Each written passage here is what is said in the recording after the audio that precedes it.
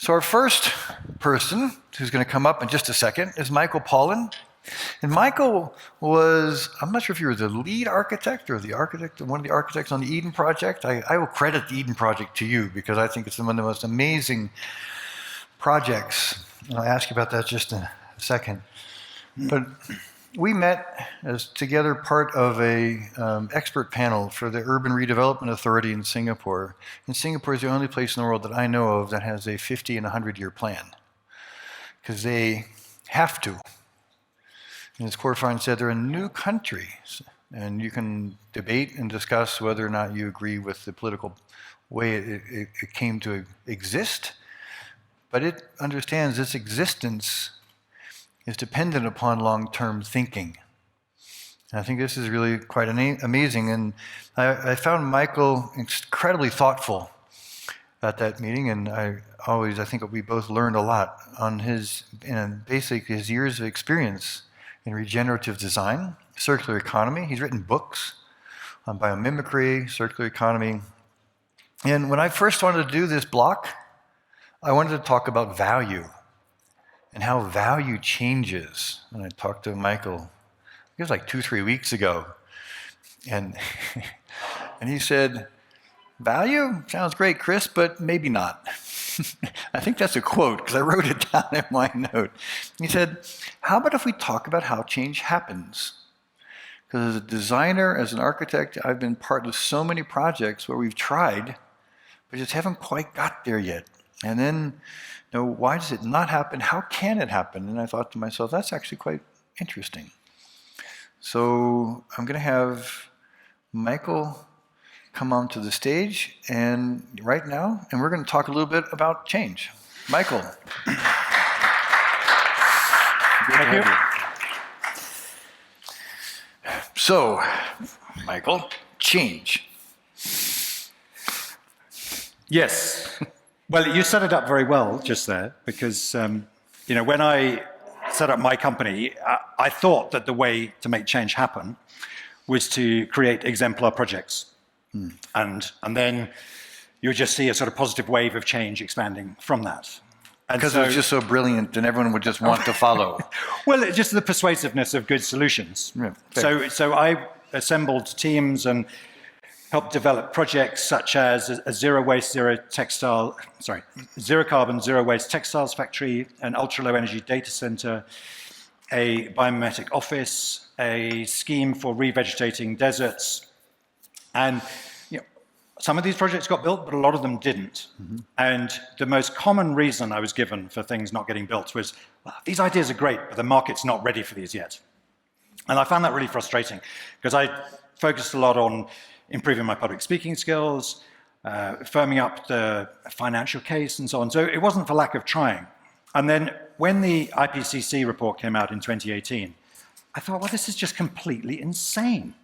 The best scientists in the world are telling us we're 10 years from collapse, and yet the market is telling me that it's not ready for these solutions. So I did some very careful thinking, and I reread one of my favorite essays. It's one that Eva mentioned yesterday by Donella Meadows called Leverage Points, and I'd recommend it to all of you, actually. So Donella Meadows was a systems thinker, an absolutely brilliant systems thinker. And in this essay, she argues that because systems are complex, it's not always obvious where to intervene to bring about the change you want. And she draws up a list of 12 places to intervene in a system in order of significance or priority. And I realized that the way that a lot of architects, including myself, had been intervening was way down the list. And right at the top is trying to change the paradigm or mindset out of which the system behavior emerges. So I decided I needed to, however naive or grandiose this might sound, there was no point developing more exemplar projects. I needed to try and collaborate with others to change the system, at least within the built environment. So I started on 2 new collaborations. One is a co-authored book, which there's a flyer for here. There's one for everyone with a discount code. And thank you, Chris. and the other was an initiative called Architects Declare a Climate and Biodiversity Emergency. And this emerged from an initially rather gloomy drink in the pub with an old friend of mine, Steve Tompkins, and then we hatched a plan to get a group of influential architects to release a joint statement of kind of emergency. And as time went on, it became obvious that the way to frame this was as a declaration of climate and biodiversity emergency. So we launched this, and we thought we were going to have to work really hard to get maybe 50 practices signed up so that we could then go to our institutions and persuade them to declare. Actually, we were really pleasantly surprised. We had 200 firms signing up in the first 2 days, and we've deliberately made it decentralized and made it as easy as possible for other people to replicate this. So it's now spread to 27 countries. We've got nearly 7,000 companies signed up to an 11-point declaration. That's fantastic. Well done. Thank you. And in the course of writing the book and working with others on Architects Declare, I came to the conclusion with my colleagues that there wasn't enough debate and discussion, at least amongst architects and engineers, about how change happens. And there seemed to be a slightly sort of forlorn pessimism amongst architects that change is impossible. And so I looked into this, and particularly complex systems, and I'd love to tell people about this model. That's why it's there, man. Yeah, exactly. So this is a model developed by ecologists called Gunderson and Holling. And this helped to explain something that had been a real puzzle for me. And that puzzle was, how is it that over the last 10 years, it has become more difficult to deliver a really innovative green scheme? I mean, that just doesn't make sense. You know, the context is more and more demanding of radical change. So this model was initially applied to ecosystems. And what they argued is that ecosystems go through 4 main phases. There's an initial phase of rapid growth, which leads into a phase of consolidation, and then the system becomes more and more rigidly connected and more fragile until it eventually gets into a release phase or breakdown phase, and then into a renewal, and then into a potentially new form of growth. So maybe if I take an example, it'll help clarify this. So imagine there was a sort of landslide, you had a bare patch of ground. Pretty soon you'd get pioneer species coming along, and then other waves of colonizers that make it possible for a more diverse group of organisms to inhabit that. So that's the growth phase. And during that early phase, there's a lot going on, and the system responds to external change by adapting to it. As it moves into a mature ecosystem, it becomes more and more dominated by 1 or 2 species, more and more rigidly interconnected and more fragile. And in this phase, it responds to external change by resisting change. And the kind of thing that could cause a release phase is, say, a forest fire or maybe an insect infestation. So these phases can take hundreds of years. This can happen in a heartbeat. And it can be reduced to ashes in a single day. Now, what's really interesting about this, I think, is that people have been applying this to human and technological systems as other examples of complex systems in, I think, a very persuasive way. So let's take an example of, say, the American car industry. After Henry Ford mechanized car production, it went into a very rapid growth phase as it was expanding and taking advantage of the opportunity. And then it went into a consolidation phase as it started to become more dominated by a single number of big companies. And they were less and less willing to change. And the first major breakdown was the oil crisis of the 1970s. And that led to a renewal because they lost a lot of market share to Japan. And when they went into the new phase of growth, they were producing more energy efficient models. But in many ways, they went back to their old ways. And then the next crisis point was the 2008 financial crisis. And arguably, what Obama should have done was to say, I'm not bailing you out. I'm going to give the money to a richer ecosystem of smaller, more innovative companies. But instead, what he did was he just bailed them out. And so the system went straight back into a late consolidation phase. All right? And it's worth bearing in mind that systems in this late phase will go to desperate lengths to maintain the status quo. So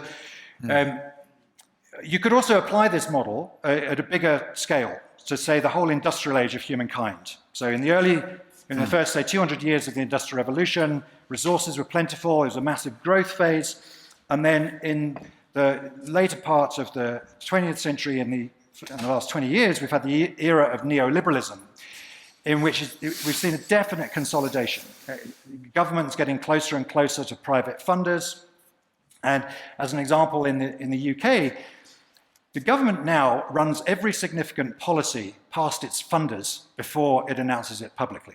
The government has also made it illegal to go into a school and give a talk that questions the basis of capitalism. They're also trying to crack down on peaceful protest. So it's a system that is desperate to preserve itself.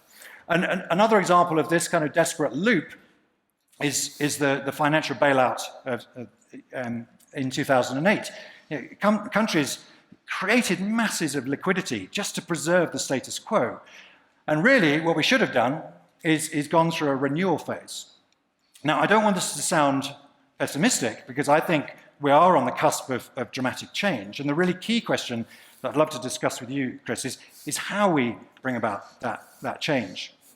Because I think what we need to do, in order to have a sort of managed release rather than a more chaotic release, is we need to show that we've got the new solutions, the new mindsets articulated. And lots of these already exist, the Green New Deal, donut economics, and so on.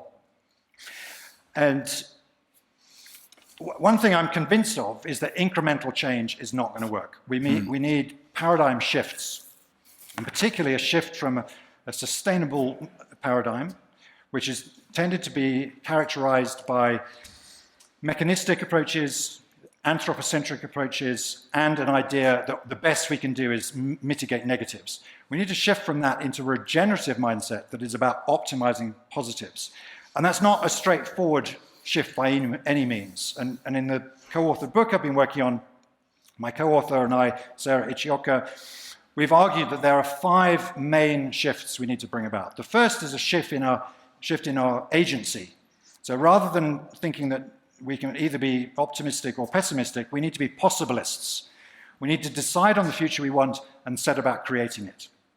The next big shift is in our attitudes towards nature. We need to shift from a dualistic view of nature that sees it as something to be plundered for resources, to seeing it as something that we need to fully integrate all our activities into. And the ultimate is that we get to a state where we are co-evolving as nature. The third chapter in our book is about time, shifting from short-term timescales of thinking to long-term timescales. Then we take on the pretty big topic of human nature, because I actually fundamentally disagree with the suggestion put forward yesterday, which is that humans are stupid and selfish and greedy and so on. I actually think humans are pretty awesome, and we're almost unique in our capacity for collaboration. And we need to tell a new story about ourselves. Currently, we're very held back by an old story of human nature as being selfish. And then in the final chapter, we take on the subject of growth. And growth as a purpose for the economy, or an economy, is an absolutely absurd purpose. And we need a much more fulfilling purpose, which we argue is the idea of planetary health. And that's an idea put forward by the Lancet magazine and the Rockefeller Foundation. And the argument there is that our health as humans is completely inseparable from the health of the kind of web of life on which we depend. And Bruno asked me a question which I didn't answer very well yesterday. How do we bring about these sort of paradigm shifts? And Donella Meadows is actually very good on this. So the way she says you change paradigms is that you keep pointing to the flaws in the existing paradigm. You speak loudly and confidently from the new paradigm. You put people with the new paradigm in positions of influence, and you don't bother with reactionaries, but instead concentrate on the vast middle ground of people who are willing to be persuaded. I'll stop there. You see why I wanted him to talk about this? Thank you. Right? I mean, seriously, thank you. Thank you. So, I want you to repeat those last 4, the last one you just read. How to change paradigms? Yeah. Yeah. Can you repeat those again? Yeah, you keep pointing to the flaws in the existing paradigm. Yep. And often that means discerning a way of framing things. So the neuroscientist George Lakoff, he's done a lot of work showing that the kind of metaphors and frames that we hold have a major bearing on the way we perceive reality. They almost kind of create the reality for us. And to just take one example, we've heard people say that time is money, and it's been repeated so often that it is almost assumed an unquestionable level of reality to it. This is now truth. Yes, Yeah. but it is a story. And totally. a much more persuasive story for me is the one put forward by the head of the Gross National Happiness Project in Bhutan, who says, no, time is not money, time is life. And if you just think about the implications of those, they're pretty profound. If you hold a story of time is money, then it would look obvious to monetize people and exploit them and just adopt that as your approach for the whole world. If you think that time is life, then I think you would be much more respectful of how you interact with people, and perhaps you'd even think more deeply about how you want to spend your own precious time. Yeah. And Brian Eno asked a really enjoyably challenging question, which is, what is your long-term purpose? If you ask someone what they do, we tend to say, well, I'm an architect, and we talk about what we're doing at the moment and probably for the next 10, 20 years or so. If you ask someone what their long-term purpose is, you start to tap into what they ultimately want to create as a legacy. And that is a much more interesting and challenging question, I think. I like that. What is your long-term purpose? I think So that's really anyway, good. you were asking about the... Yeah, that was the second one? Yeah. The second one? So that was about pointing to the flaws in the existing paradigm. Next one is you speak loudly and confidently from the new paradigm. And that's why I think it's really important that in groups like this, we try to co-create what those sort of new paradigms are. And I thought it was wonderfully encouraging yesterday. Peter observed this, that 10, 20 years ago, groups like this would have talked a lot about technology. But yesterday, it was much more about the kind of values and mindsets that we want to shift towards. So I thought that was a really good sign that change is underway. The third? The third was you put people with the new paradigm in positions of influence. And a good example of that is city mayors. There have been some really inspiring ones that often the independent ones that don't feel constrained by party affiliation. So there was one in Bristol in the UK, George Ferguson, he did a lot of really good stuff. Anne Hidalgo in Paris is doing amazing stuff. And so, as groups like this, we should, perhaps one of our actions is to think about how we can make each other powerful. And on the first evening, I was in a group where we were talking about kind of archetypes and how the hero's journey archetype is a bit too dominant because it's rather egotistical. And actually there's a much, I think, more persuasive paradigm, which is the king or queen paradigm, which is about making other people powerful. And Benjamin Zander in his TED talk describes this beautifully. He's a conductor. And he says that a conductor doesn't make a sound, but instead depends for his or her power on making other people powerful. And that's how I try to practice as an architect. I try to get together groups of polymaths and find a way of working together to draw out the best ideas. And it's quite funny, often I've done that, and there'll be, say, an engineer or a landscape architect or whatever as part of the team. He said, oh my God, we've just implemented the idea that I've been trying to get into a project for 20 years, but it's never fitted the architect's vision. and so I think we do need to rethink egotistical models of shaping the built environment and adopt a much more inclusive and diverse approach. Egotistical males have been way too dominant in... And too many of those published. I think it's fantastic. And the last one? Now, the last one was you don't bother with reactionaries, but instead concentrate on the vast middle ground that's open to persuasion. And that relates to one of the topics that was discussed yesterday about whether it's actually good to engage with people who are polar opposites. And there are one or two examples I can think of where that's happened. And definitely, we need to overcome the sort of divisions in society. And my favorite example of this is some environmentalists who were part of the Sierra Club, I think it was, and they were getting frustrated that there was so little progress. And so they said, well, why don't we have a meeting with the Tea Party.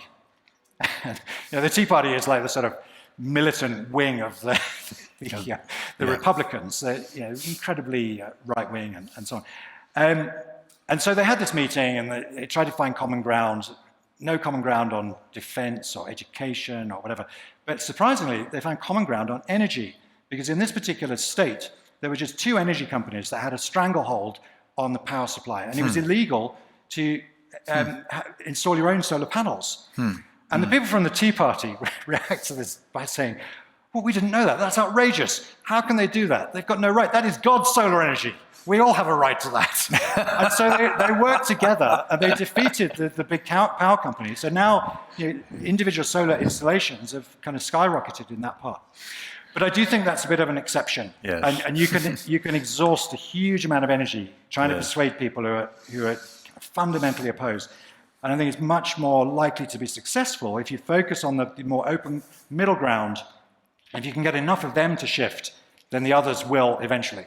No, I totally agree. Those are 4 really great things for us to think about too, as we're thinking that what actions do we want to begin to choose, right? I think that's really fantastic. And I remember at ARIP, I used to actually rate my colleagues by green light, yellow light, and red light. And the green light colleagues were those who were open to thinking about the future in an open way. The yellow light were meh, and the red lights, don't waste your time. Yeah.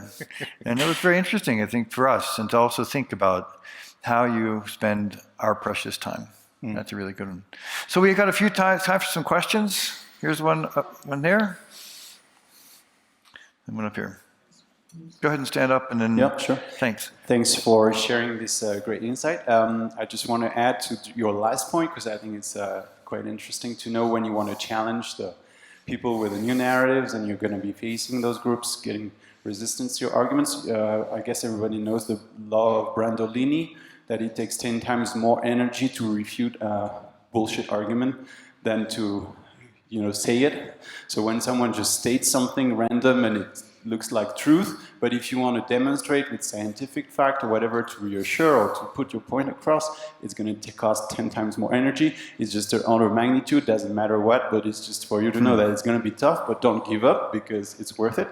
And yesterday, just last comment, we were talking about the Climate Heroes project, and I just wrote a book about that, so I wanted to also put that thought across to everyone that yes, the heroes is not the dominant narrative anymore. Probably the concept itself has changed a lot.